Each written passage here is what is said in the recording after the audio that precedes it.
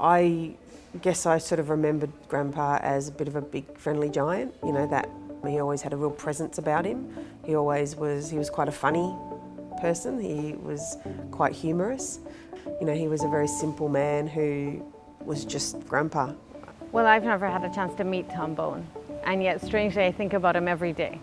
In my clinic I think about what would he do here, or how would he have done it, or what did he know or what did he sense that made the difference. With Bowen, a practitioner does not even have to know where the problem is. The signs and symptoms are there, and you just provide stimulation and facilitate the body's own healing system, and the body will take over its own healing system. By the time my son was almost 2, I was really becoming disabled. I remember sitting at work holding a pen in my hand, and I had to constantly put it down because I could feel the weight of it in my hand. They said, "You have to try a Bowen practitioner," and I had never heard of it. I have Bowen therapy quite regularly, so I know myself that it helps bodies and it heals people.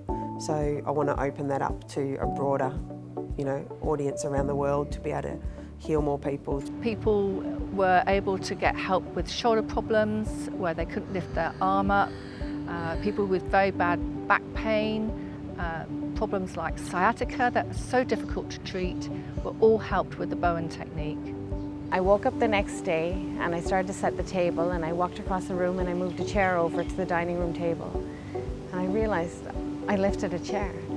So I went across the room and I picked up my son. He was almost 2 and I'd never picked him up before.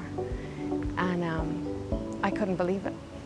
So I had a couple more treatments, but I mean, I had this problem for 2 years. I could see my whole life falling apart, and within a few treatments, I had no symptoms at all. Let go of any concerns that you have about trying something new, and try it out. You won't be disappointed. Normally what happens is people go everywhere else, and then they say, all right, now, you know, we haven't had a result, let us try Bowen therapy.